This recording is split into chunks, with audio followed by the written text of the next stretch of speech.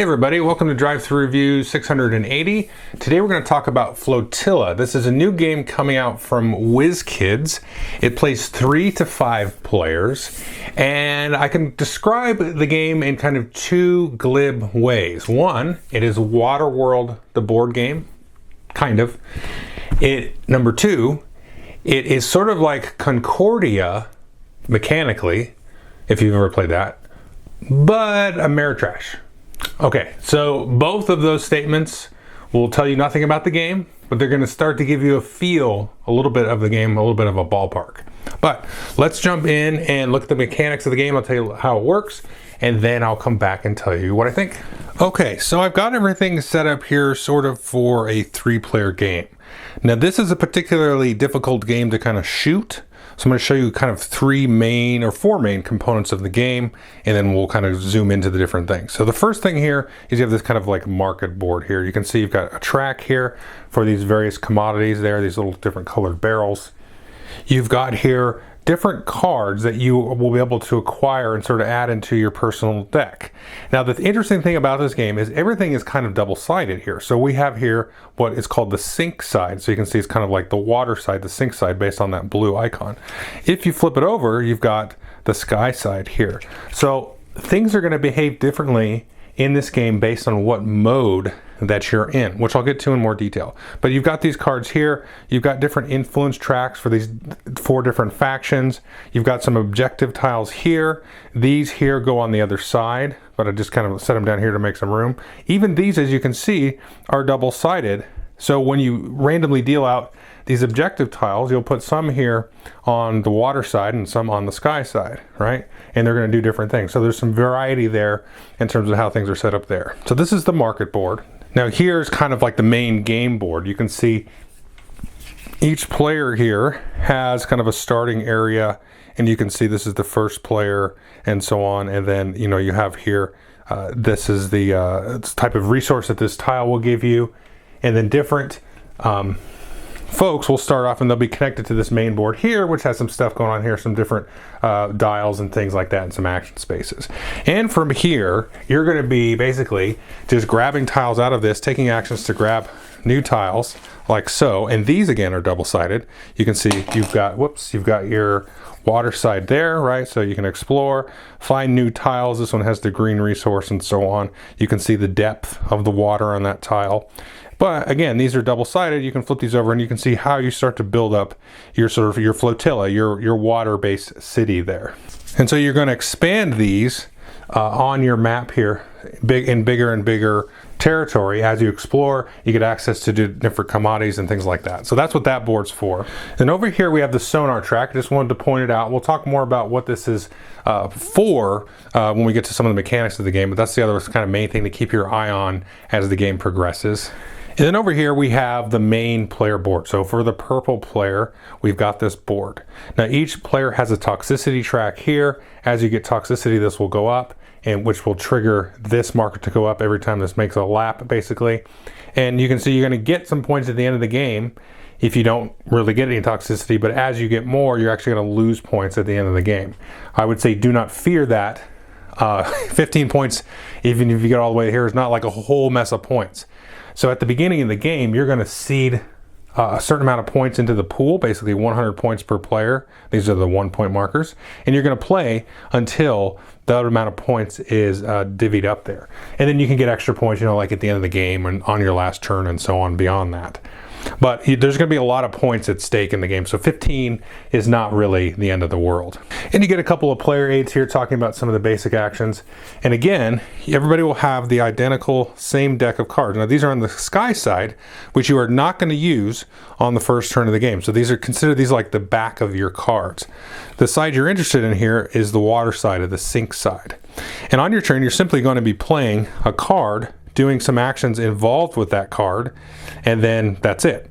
Obviously it's more complicated than that. You're going to keep playing cards until, in this case, you play the captain, which is going to allow you to recollect all the cards that you've played, and then in this case it gives you $1 per card that were in your discard pile, including this one that you just played.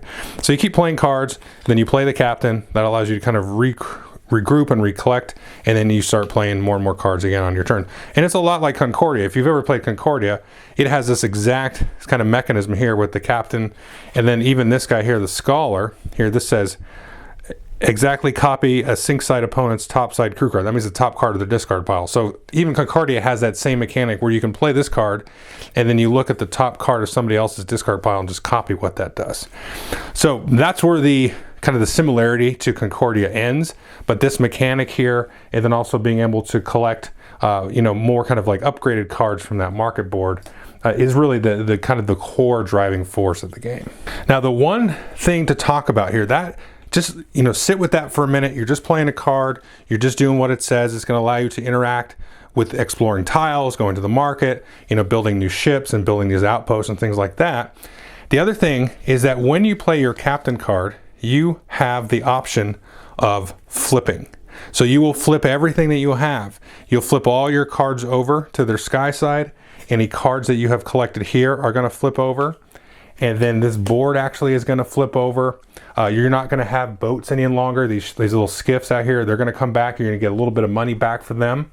And then your play style is going to change and your actions are going to change. So you've got a whole new set of actions that you can do.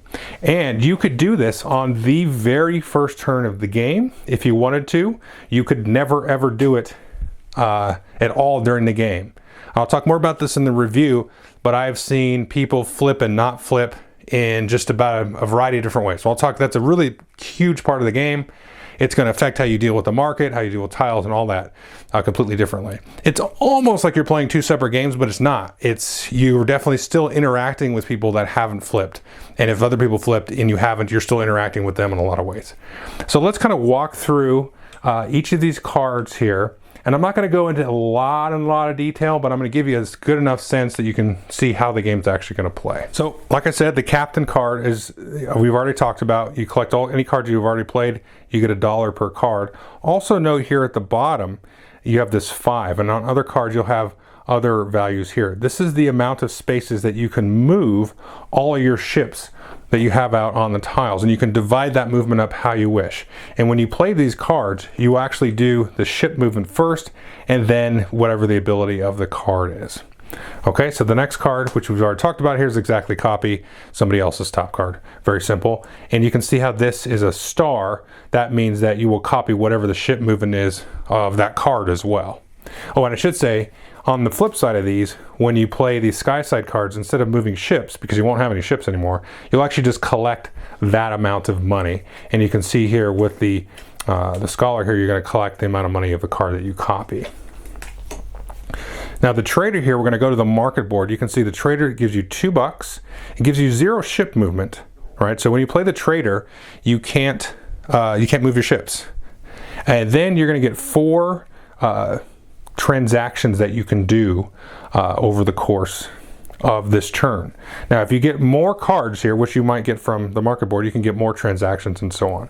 So let's talk about what a transaction is. Basically just dealing with the market board in a sense. You can see here in the upper right part of the market board, you've got 3 types of transactions. The first one here is dealing with this market track here. So if we look at this board, you can buy and sell various commodities, these 4 different commodities. And you get to buy and sell 1 commodity per transaction. So if I wanted to spend all 4 of my transactions, let's say buying yellow because it starts off the cheapest, I could spend 4 transactions, buy 4 yellow, and you can see the current cost here is 3. And then this would then go up by 4 because I bought 4 of them, 1, 2, 3, 4. So you buy them all at the price it's at, and then the value will shift. Now if I had collected from doing some diving, which I'll explain in a minute, you're going to get some of these back to your player board. Then you can sell these back to the market for that value. So let's say I had 3 of them, so I could use 3 of my 4 transactions to sell them. I'd sell them 3 times 3 is 9, and then this would move down 1, 2, 3, and then I would still have 1 transaction left. So I could maybe buy or sell another commodity. Of course, you can't buy and sell the same commodity, on the same turn. Now it's also worth noting, if I tick the camera just a little bit this way, if you sell enough, this gets down here. So let's say I had 6 transactions and I sold 6 of these yellows. I would get $12 and this would move down 6 times. So 1, 2, 3, 4, 5, 6. So you would get 1 point for times 4 times that this would have moved down. And you have a similar one up here, right there, where if you're buying it, and then you bought it up here and you bought it enough times to move up, however many times it would have moved up, you would have got 2 points per commodity there. Of course, you're paying for a more expensive commodity as well. Now, the last 2 types of transactions here are buying and building an outpost and buying and building a ship. Let's talk about the ship first. So you start with 1 ship on the board, but you can buy for one of the transactions a new ship for 12 bucks. So you can see your first ship starts here on this spot here, and then you can see that little spot tells you where new ships will come in. So we'll put this here, and you can buy new ships and then put them on there like so. And that's just a simple transaction. Now, the other thing that you can buy is an outpost. And you can see these have a variable cost. And this is the primary way that you're going to score points in the game. So you're going to start buying your cheapest one, of course. So 20, 22, 25, all the way up to 40 for your last one. Now, typically what you're trying to do is buy and place them on a spot that has one of these little markers there. So you can build an outpost. It's got some kind of landmass that you can build the outpost on. Now, you can build it on another space that has some open water, but you have to pay a little bit of a penalty. And if you're putting it on a spot that doesn't have that outpost marker, you can pay an extra $10. So this one would cost me $30 if I was building it just in open water. And it's the same idea when you go to the sky side, except this penalty goes up by a little bit there. Now, what happens when you actually build these is you can score one of those objective tiles that I talked about. So let's just look at a couple of these that are on their sink side or their water side. So when I build the outpost, I'll then take a look at one of these objective tiles. And since for right now I'm on the sink side, I'm going to be looking at the sink side stuff. And then let's just take a look at this one here. So this says you will get 6 points for each of your depth bearing tiles. So you can see that depth marker there. Remember, on the tiles, you will have different depths there. So you can see this one is kind of like a 2 or 1, excuse me, and this one has 3. So these are the deep ones. You're looking for these. So if you're somebody that's explored a lot and found a lot of deep tiles with these 3 lines there, you might try to score this objective. Where this one is for each set of 4 tiles with different resources on it, because remember, each of these is going to give you different kinds of resources. That one gives you a yellow, this one gives you a red. So based on how these are kind of dealt out and what you're kind of doing, you can pick and choose these early, and you should, to kind of target and get that. Now, the first person that gets it was going to go ahead, let's see here. So you get 12 points, for each of the tiles with different ones. You'll take this. Then the next person to do it, which also could be you, could get 9 points per. And again, these have a max. And then they'll take this one, which will leave this final one here, and this is going to stay out. And people can score these as many times as they want. Remember, you got to build and pay for an outpost to score a tile, but this is going to sit out there. So the first person to do it, you don't want to do it once you just have one set, right? Because once you have a set of this, you get 9 points. But if you had 4 sets of them, then you get 36 points. So you're going to try to collect, whatever the tiles give you and get a set of those and then do that. But then the first person to do it, the others are going to have the points go down. So there's kind of a waiting game and sort of a game of chicken in a way to go after certain ones, or maybe you'll focus on one that other people aren't obviously focusing on. And then you have, of course, the other side here. I'll just show this as an example. So 6 points for each of the 4 tiles with different district types. And those are different kinds of tiles that you will actually build the cities in. But these, of course, won't be in the game at the same time. We've got other tiles over here like this one. So 4 points for each tile featuring your most common district type and so on. So when you build an outpost and put it on the map, you're going to pick one of these bonus tiles and score it. And you can see you can get 36 points, theoretically, on some of those. If you're playing a 3-player game, there's only 3 people in the game, there's 300 points. You do a couple of these, you got maybe 90 points out of that, and so you've eaten a good chunk of those points already. So we talked about the trader and the transactions. Now let's talk about the other part of the market board, and this is influence. So these are the speakers, this is their faction. They're very concerned with influence. So you get 2 influence with 1 guild, or 1 influence with 3 different guilds. So here are the 4 guilds here, and as you get influence, you can see each player here is going to have a different marker going around for each of the guilds here. So if I get 2 influence here, then I would move up 2 spots. And as you move around, you're going to pick up the little bonuses as you kind of go around each of these circles. Now each of them also, though, has this arrow. See these arrows here? So as you're moving around, you can actually skip over this reward, and this reward is the same on all 4 guilds. This one allows you to take the top card of the deck and add it into your hand immediately. And of course these have a sky side. Now you're just grabbing the top card, but don't worry about that because these are all good. So all of these here at the top of each of these is, you can see it says tier 1. These are all going to be better than the ones that are in your starter deck. And after a while, you're going to start to reveal a tier 2, and those are going to be better than the tier 1s. So taking the card is always nice. It's always a good thing. It's going to give you a better version of what you have. But if you want to skip that, you can jump over that and get back to here. Now, why would you do that? Because you can see these little influence icons there at the top of each of those. Each player has these little influence markers. You just put that down at the bottom each time you basically make a lap around these. And at the end of the game, the player who has the most influence in each of these guilds is going to get 10 points for having the most, and second most will be 5 points. So there's 40 points in play here at the end of the game. But as you move around, you're going to get different things here. You can get a resource of your choice. This allows you to draw tiles. This one gives you money. And then this one here allows you to find a survivor, which I'll talk about in a minute. Whenever you see this icon here with this little person, you're going to go to the survivor track, which I'll show you. So in the center of the board, you can see we have the 3-player token here.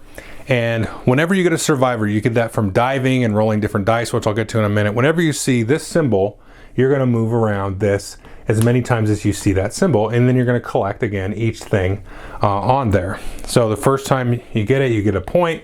This one allows you to get a card of your choice. So you get to choose the faction that you're from, that the card's from, and then you would get 2 points. And then back here, you can get an artifact, and then you can upgrade one of the guilds that's on this board here, and then you're going to get 2 toxicity though, so you got to watch out for that. Now if you look here, we've got a couple of dials. I'll just back it up a scotch. So you've got the green and the yellow dial here, and then there's 2 other dials at the bottom of the board. When you hit this, you can choose to improve one of these factions of your choice. And then as you get these artifacts here, you're going to get artifacts in another way, which I'll show you. You're going to draw them out of this bag here. You've got a little bag for your artifacts, and then you're going to take a look. So let's put that one there. You can kind of see, let's see if you can see on camera. Not really. Yeah, so you see that red stripe there in the middle? It's not hard to see, but it's a little hard to film. You're going to get this bonus, so you get 2 points and 2 resources of your choice. Then you're going to flip this over. You're going to find the track here for the red guild, and then start to fill this in. And what's going to happen is, so as you add new tiles, and these are always the same for each guild, so when somebody that's on the sky side does some research, they will be able to match some symbols with some dice and then collect these bonuses here. And these are going to vary based on the guild. But so like the folks on the water side are getting the artifacts. The artifacts are going to contribute to the research of the folks that have sort of flipped and gone to the sky side. But of course you could also, like, set up as a plan. I'm going to kind of focus on red, do a bunch of, artifact diving and stuff like that as I see what's going on, or upgrade these different things here. And that will sort of inform what you want to try to go after once you flip, if you even do flip. Okay, so that's the speaker. Now the next 2 here sort of go hand in hand. And this one is the explorer here, the founder. So you draw 3 tiles and place 2. And this one is, once you have done that, a few times, and you're going to move your ships out, then you're going to roll dice to kind of dive and explore the tiles. So the tiles are in this huge bag here. So in this case, we said we're going to draw 3, and then we're going to place 2. The other one will go back in the bag. So you're going to look, whenever you draw tiles out of the bag, the first thing you're going to look at is the toxicity here. Whether you're on the sky side and drawing tiles for the city side, or you're on this side, you're always going to look at the water side no matter what, and then increase your toxicity by that much. And this is something everybody's going to do. You're just going to run into toxicity this way. So then you're going to look and you're going to say, oh, I got these 3 tiles. Maybe I'll get rid of, I got too many deep ones. I'll get rid of this one.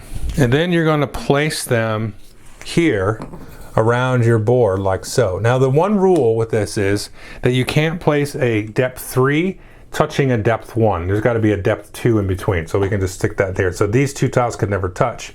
But that's really the only rule in terms of placing the water tiles here. And you can see these give you resources. They show you the depth. The other thing to note here is this thing right there.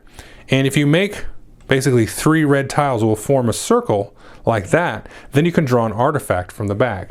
So as you're drawing these, you're going to be looking for these various little icons there. Like this one has a whole bunch on there, all 3 colors, and trying to line those up to allow you to draw artifacts to get you those bonuses. And then of course, as you move around, so that's the drawing of the tiles, you might move these guys around here, and then you're going to play the delver and the diver, and then you're going to roll a certain number of dice. So this one says roll 2 of the shallow dice. These are the light colored dice. And then you're going to roll the dice equal to wherever your ships are at. So let's just say for argument's sake, we have 1 on a medium depth and 1 on the 3 depth. Now, depending on your lighting, it's hard to tell the difference between these 2 kinds of dice. So you need somebody that's definitely not colorblind and has a sharp eye for that. And then you're just going to roll all the dice like this. So we're going to roll that. We're going to do a few different things. So you can see here we got a survivor. So we're going to go around that survivor track. We get 1, 2, 3, 4, 5 barrels. And these barrels here can come from anywhere that we have ships. So we could say, now each ship can only hold 4 barrels. But if we had a ship that was on red, we could take, hey, we're going to use 4 of those barrels. We're going to load them up with red because maybe red's really pricing the market. We want that. And then the other guy, he's on green, so we'll go ahead and throw green on there. But you can distribute them however you want. As long as you have a ship on that color, you can use any of these barrels to get that color. So you can pick and choose which colors you're fishing up. Now the other thing here is, you see this one here, this depletion marker? If you roll 1 of these, you can ignore it. But if you roll 2 or more, this one, you have to start depleting tiles where you have a ship. So let's say we rolled 2 here, which means we ignore the first one, and then for each one above that, we have to deplete. So in this case, we have to deplete 1. So in this example, we have 2 ships here, and then I say, oh, I have to pick that one and deplete that one there. If you can't fill up or satisfy the amount of depletion markers where you have ships, you have to just start depleting other tiles that you have, out and about there. Now you can also roll toxicity markers by itself. You can also roll this sonar icon here.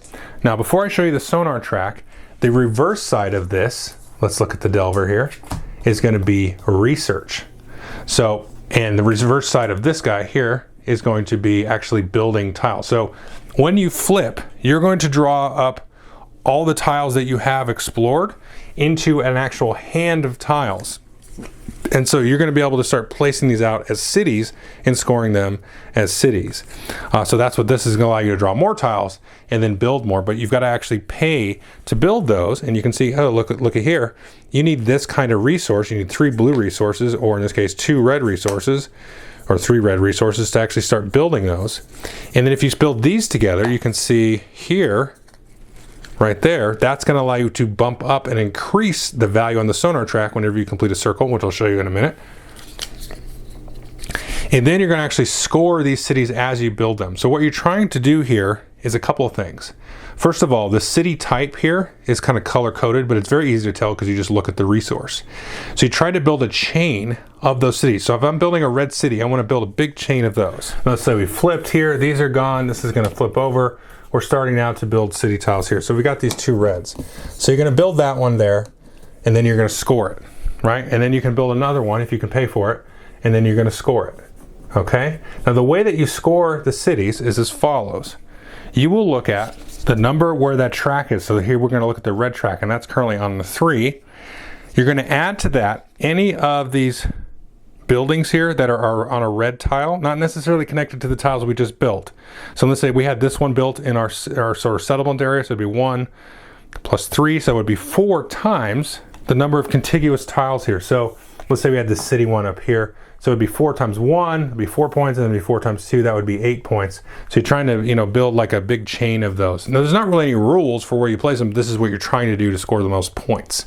So that's how that kind of switches. The other thing I should mention about flipping is we have here, this tile here, just a reference tile. So the first player to flip will get 16 bucks back for each of the ships that they might have built. So you're gonna get 16 bucks back. You get a little bit of money back for that. And then it gives you, in this case, 1 build action, whereas the third player to do it will only get 9 bucks per ship, and then they get 2 free build actions. So you do that, then you start building tiles instead of exploring tiles, and then you're going to start doing research, which is rolling these orange dice. So this delver here is the basic researcher, and he says roll 4 dice and then change the facing of a die. So we'll roll this, these icons here give you money. So in this case, I would get 16 gold. And then you're trying to line up these other icons because you can see these go with the different factions. And so you need at least 3 of those. Remember, I got 2 yellows, great. So I could take and change the facing of this die to that. So you want a set of 3. You're trying to get 3 of those. And then as you get better researchers, you're going to be able to roll more dice and so on. Now, the other side of that is you have here, this is the wild, so I could pair that with these dice here, and that would happen there.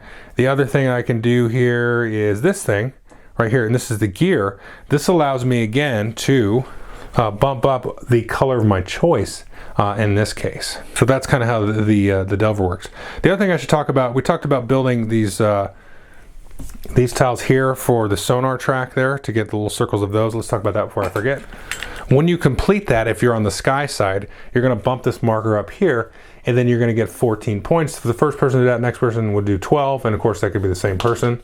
The other thing is, if you're on the water side, when you roll here the sonar marker, that is going to count as wherever this is at. So the sky side wants to do it because they're going to get more points, but the sink side wants them to do it because then when they explore, it's not just a toxicity. As it gets up here, they actually will get more explorer dice, they'll find more survivors and so on. So it's kind of a symbiosis. Like, I want you to explore and bump up and build, I should say, and get the sonar track up. And then allows me, when I delve and dive and dig, to not have it just be so negative all the time. So that is pretty much all the mechanics of the game. I'm sure I missed a couple of things. There's a lot to kind of talk about with these cards and so on, but let's jump into the review side of it, and then I'll tell you what I think of it. Okay, so that is Flotilla. So we'll do my 3 pillars of reviews. First, we'll talk about player count. I've only had a chance to play it 3 and 4 player. I liked it at both player counts. I would play it at 5 player, but I don't know that I'd really be that excited to play it with 5 players if everybody at the table was new at the game, because if you watch the walkthrough, like, it's not bad. It's pretty simple and straightforward. There's just a lot kind of going on, and there's a whole like flipping sides thing. So figuring out, like, it took me a couple of plays to even figure out, like, I don't know when to flip sides. Why would I flip sides? You know, they're telling me you can flip sides never, or you can flip sides on your first turn. I'm like, what? How? What doesn't make sense? What's wrong with this game? I'll get to that in a minute. But there's a lot to take in and a lot to consider. There's just all kinds of stuff. There's the market and different tiles and, you know, things that happen. I don't think the game's too complicated for what it is or anything like that, but just with 5 players, new players, it's going to take a while. There's going to be a lot of downtime. But if everybody else had played it at least, once or twice, and everybody was in the mood to kind of eat up a little extra time, I would play with 5 players for sure, because I think the market dynamics would be super interesting with 5. Now, talking about player time, the box says, I think this is like 3 hours on the box. Hang on, let me just double check. Okay, 90 to 150 minutes, so 2.5 hours. I would say after everybody has played, you can get this done in less than 3 hours. Especially with 3 players, you could get it in about 2 hours, hour and a half, 2 hours probably with 3 players. But your first play, there's just kind of a lot going on. I've talked about, the whole flipping sides. There's just a lot to juggle. So you're going to get a little bit north of 3 hours. I don't think you're really going to push 4, with maybe like if everybody's first game and it was a 5-player game, you might hit 4 hours. Honestly, I think that could realistically happen. But yeah, generally 2 to 3 hours, depending on player count and experience and stuff like that. So that out of the way. What is the game like? Well, at the beginning, I kind of talked about Concordia, and you can see that with the card play. You play a card, do the action, play another card, do another action. You can copy other players' discard pile card. You play the captain card to collect everybody, get it back into your hand, and you kind of reset all your action availability. You can get upgraded cards, that are better versions of the cards that come in your starter deck. That's where the similarity starts and ends right there. Just that core card play mechanic. The rest of the game is absolutely nothing like Concordia or Transatlantic, which uses the same mechanic. I don't know what this game is like beyond the Concordia. I'll call this Concordia Ameritrash, because to me that's what it is. Although Ameritrash feels, I don't know. Like, to me, there's a lot of strategy in market manipulation and stuff like that, which isn't really like an Ameritrash thing. It's just that there's so much like juicy, themey stuff in here, and just lots of like kind of a little bit of nastiness almost in a way, but it's not a nasty game. It's just crunchy and themey and just a kind of a little bit messy. So the Ameritrash stuff kind of comes out. Now the linchpin of the game, really, because that's all I can compare it to, is this Concordia Ameritrash. Now let's talk about what makes this game friggin' awesome, and one of the best games that I played last year, and it would have been in my top 10 somewhere. I mean, I just got a copy of it. Well, it's been a couple weeks now, but you know, it's technically a 2019 release, whatever. It wasn't even hit stores until like last week, I think. The thing about this game is the whole flipping thing. Because here's the thing. If you're on the sink side, on the water side, you're exploring, you're selling the resources that you get and digging in the ocean, and you're trying to build up like a good like area of exploration. A lot of the bonus tiles kind of dovetail off of that. If you flip, then you're buying those resources because you have no way to go and explore and get the resources. You've got to go buy them at the market. So if there's nobody on the sink side, then nobody's going to be flooding the market with it to make it cheaper. And so if everybody stays on the sink side though, then you can buy it cheap, no big deal, because they'll sell a batch of it and you're like, I'll buy all these reds, thank you very much, that cost me $4, and it's going to drive the cost up. So the guy on the sink side's like, sweet, you drove the cost up, that's more money, I can buy more boats, I can build more outposts to get the extra bonus points. And so there's a cool give and take there with the whole flipping thing. But if nobody flips for a while, that market's going to behave a little bit differently. And so the key to the game is chasing those objective tiles, because that's where you get your large batches of points. You get little points here and there for, you know, getting the upgraded cards and going around and getting influence with the different guilds and all that kind of stuff. But the key to the game is looking at those dealt objectives, figuring out which one you're going to kind of go after, what other people are going to kind of go after, and you go after the different objectives. It's really at its heart, that's a very sort of almost like a trope in a Euro game, is like, here's the special objectives, choose one and do it better than somebody else and try to choose the right one and do it faster and more efficiently. But this is just like glossed on with like layers of like paint and theme and all that stuff. Really just a fun, interesting thing to choose, to try to figure out how to choose. And so the kind of just the main point is really the flip, because let's say one person flips. Well, I played one game where I think he flipped in the second round, and he was like, whatever, I'm flipping, and then he flipped, and then we were like, yeah, whatever, dummy, why did you flip so early? And then he was like, oh, he's gonna win. So we all like had to really kind of, dovetail our strategy to deal with that. And then, so in that game, so he flipped like second round, maybe third round, and another player flipped halfway through the game about. And then another player flipped on the last turn, and then I didn't flip at all. And then another game I played, that was a 3-player game. And that one was, the other 2 players didn't flip, and then I flipped like 2/3 of the way through the game. And then, so that was a little bit interesting. In that game, I actually tied one of the players that didn't flip. We actually tied for victory, and then the tiebreaker is the toxicity level. I think I won on that, but whatever, it was a tie. So just the dynamics of that, and the way that each of them kind of pushes and pulls, not only just on the market, but on the diving versus the research and getting the artifacts and how those kind of work out together. It's going to take you, it's a weird kind of sort of like arc in terms of the scoring, because when you're flipped on the sky side, you would want to start to build like a big city. And so those could be very, very big points, but stuff has to happen on the sink side, on the water side, for some of those multipliers to go up. And so that's to me where the real interesting dynamic is you can flip super early and then kind of play off of that and sort of bounce off some of the tactics and the strategy of the other players. Or you can kind of wait and you can kind of see, hey, I've got a lot of tiles here. There's a lot of red tiles here. So even while I'm on the sink side, I can be trying to prepare and So I can kind of push and pull some of the different bonuses. So when I do flip, I've got a real solid plan. I know what I'm going to go and do. I'm going to try to do a lot of these build actions, build a big giant red city, because I've messed with the multiplayer. I've got like different artifacts have been discovered in that sort of faction and that guild. So I know that's good. I can start digging for those tiles. So all of these things just interlock in such a cool, interesting way. That just makes it such a fun, interesting experience to play. And it just makes this like world kind of come alive.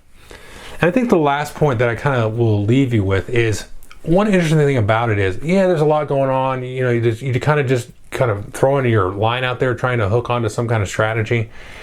And that's cool.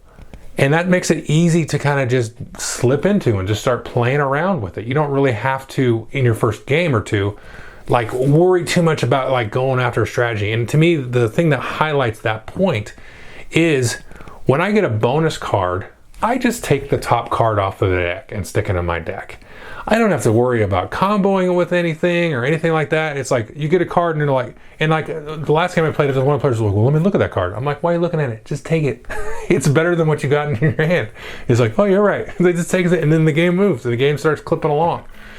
So you can stumble into stuff your first couple of plays, but then as you get more experience and start to really figure out, you know, oh, these are the objectives this time in the game, so I want to try to flip, you know, halfway through when those points get down, or there's certain criteria I want to meet for myself. I want a certain number of tiles or bonuses, and then now that's the time I'm going to try to plan to do the flipping on. But you don't have to worry about that like your first time. You can just stumble into it and you just like get this new card in your deck and like, well, that's awesome. And so I'm going to play that next time. Or hey, that's kind of comboing with that. Or like, you know what I really need? I need a better trader card. And I know it's going to give me more transactions. Like that's all I know. I don't have to worry about the details of it because all the card abilities are sort of like, they're a little intricate.